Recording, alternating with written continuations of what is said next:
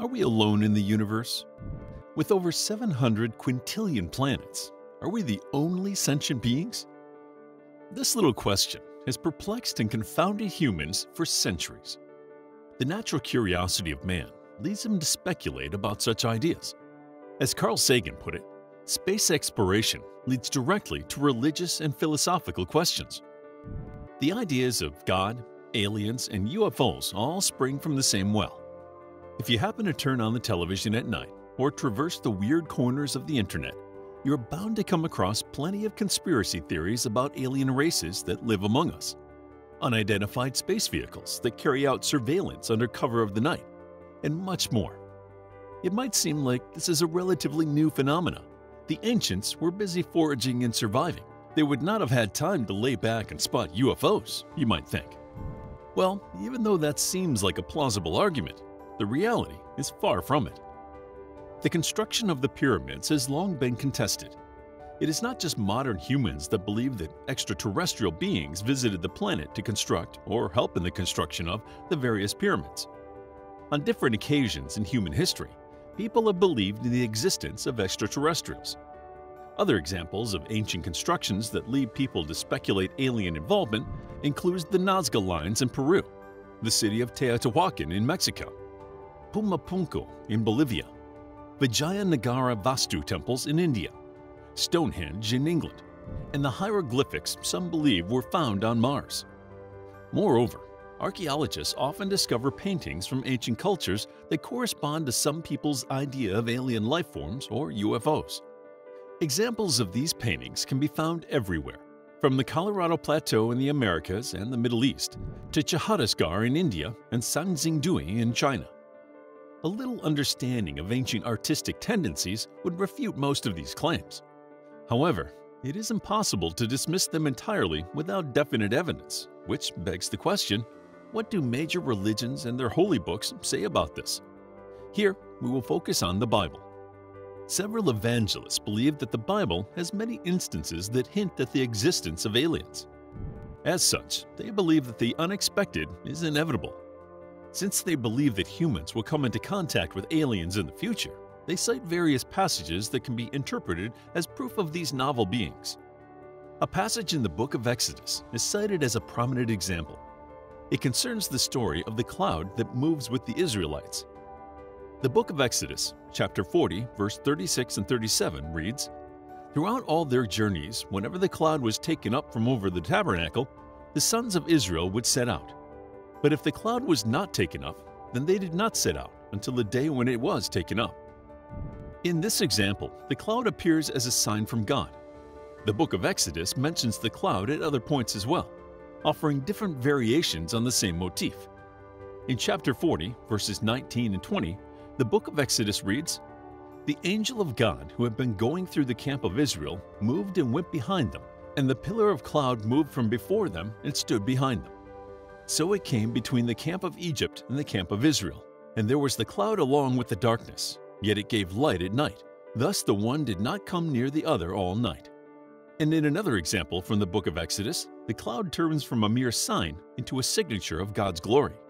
Chapter 16, verse 42 says, "It came about, however, when the congregation had assembled against Moses and Aaron, that they turned toward the tent of meeting, and behold, the cloud covered it, and the glory of the Lord appeared." The trouble with this approach is that almost any ancient text, not just the Bible, can be interpreted to encourage the idea of alien life forms. The ancient texts used to be poetic, so they are open to interpretation at the hands of the reader. Many of them were abstract, so they often discussed spiritual beings. For instance, in the ancient Egyptian religion, the sun god Ra sailed in a boat across the skies. In the night, he sailed in the boat through the underworld, where he would battle a serpent. Any evidence of alien life in the cosmos can be likened to a manifestation of Ra swimming across the skies. If extraterrestrial life were to engage with our planet, one could easily find it synonymous with Ra's dealings with the underworld, especially in the case of a hostile meeting, in which the hostile humans would be analogous to the serpent. The ancient Maya claimed that gods came from the skies and blessed mankind with technology. Through this belief, they justified the progress of their ancestors, including but not limited to the Olmecs, the people of Teotihuacan, and the Zapotecs. It might seem far-fetched on their part, but one can humble oneself by looking at the people who believe that aliens created the pyramids. Our species has not evolved equally on all fronts. In terms of technology, we have progressed exponentially, but our thirst for captivating fables and personification of the unknown remains the same. If we look at Hinduism, we find similar tales. There may not be any explicit mention of aliens in the holy scriptures of the Abrahamic religions, but they do refer to angels and similar beings. On the other hand, we find no mention of dinosaurs in the Bible, but archaeological evidence reveals that they existed. There are references to the Book of Job that can allude to dinosaurs, but since they are not mentioned explicitly, we have no idea. Therefore, aliens could be another one of these unmentioned species. However, one cannot escape the fact that it sheds doubt on the knowledge of the Christian Creator. The arrival of God's Son, Jesus, on earth is the main concern when it comes to Christianity and alien life.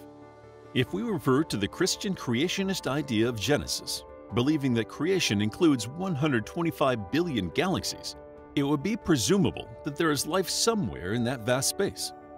Why would God exhibit His glory on and send His Son to earth? On the surface, it seems hard for Christian beliefs to accommodate the idea of intelligent life in other parts of the universe. Aliens are never explicitly mentioned, and their existence would leave much to be desired. To align with the Christian view would be to believe that we are the most intelligent of all creation and that all other life forms, wherever they may be, are beneath us. This argument is a problem for Christianity and Islam in particular. In Islam, Muhammad may not be God incarnate, but he still occupies a central position in the hierarchy, above mortals but below God. If one has to apply the mediocrity principle to Earth, the idea that Earth is more likely to be non-special than be special, the Abrahamic religions end up in a predicament. For instance, Hinduism and Chinese mythology have a large number of deities. For some atheists, the discovery of alien life forms would invalidate most of the major religions. Nevertheless, we can see that in the past, religions have evolved to align with science.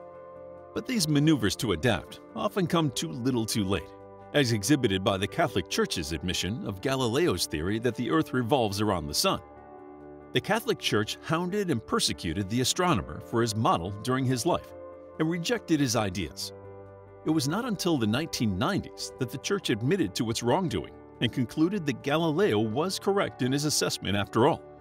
The Copernican revolution of the 16th century changed the human understanding of the cosmos, claiming that Earth was a rather typical planet in a typical galaxy. This radical shift in our understanding of humanity's place in the large scheme of things endangered the Catholic religion. However, the Catholic Church had to evolve to move with the times. On the other end of the spectrum, Thomas Paine, the British-American philosopher and activist, argues in The Age of Reason. Though it is not a direct article of the Christian system, that this world that we inhabit is the whole of the habitable creation, yet it is so worked up therewith, from what is called the Mosaic account of the creation, the story of Eve and the apple, and the counterpart of that story, the death of the Son of God, that to believe otherwise, that is, to believe that God created a plurality of worlds, at least as numerous as what we call stars, renders the Christian system of faith at once little and ridiculous, and scatters it in the mind like feathers in the air. The two beliefs cannot be held together in the same mind, and he who thinks that he believes both has thought but little of either. However, we have seen many times in the past that scientific discoveries rarely rattle the belief of the faithful. Astronomy has been part of human life for a long time, and so has religion. The two find some way to work in tandem. If we look at the 38th chapter of the book of Job, verses 4 to 7, read, "Where were you when I laid the earth's foundation? Tell me if you understand. Who marked off its dimensions? Surely you know. Who stretched a measuring line across it? On what were its footings set?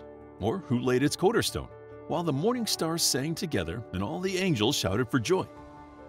Here, the Bible refers to extra-terrestrial beings, the morning stars that sang together and the angels who shouted for joy. So, the margins are there, but they are medial. However, for believers, they are revelations for those who dare to decipher them. Following the tradition of deciphering the Bible for clues of alien life, one can refer to the book of Ezekiel, chapter 1, verses 20 and 21, which says, Wherever the spirit would go, they would go, and the wheels would rise along with them, because the spirit of the living creatures was in the wheels. When the creatures moved, they also moved. When the creatures stood still, they also stood still. And when the creatures rose from the ground, the wheels rose along with them, because the spirit of the living creatures was in the wheels. Some Christian scholars claim that this entire section mentions spaceships. The biggest sign, according to them, is written a few verses back in the 16th verse, which claims, "The appearance of the wheels and their work was like unto the color of a beryl, and they four had one likeness, and their appearances and their work was as it were a wheel in the middle of a wheel." They believe that the idea of a wheel in the middle of a wheel alluded to a spaceship or a UFO. To claim that making contact with an intelligent life form would wreak havoc on Christianity or other Abrahamic religions would be ahistorical. History has repeatedly shown that such changes prompt a change in the paradigm of religion, instead of rendering them obsolete. There are aspects of all major religions that are incompatible with the modern world, but religions grow and adapt. The discovery of extraterrestrial life would be no different, and the faithful would find a way to move on. To put everything in perspective, the words of scientist Neil deGrasse Tyson are humbling. If our solar system is not unusual, then there are so many planets in the universe that, for example, they outnumber the sum of all sounds and words ever uttered by every human who has ever lived. To declare that Earth must be the only planet with life in the universe would be inexcusably big-headed of us. We hope you enjoyed this video on what the Bible says about aliens. If you did, please hit the like button and subscribe for more videos like this. Also, grab your free mythology bundle ebook while it's still available. The link is in the description.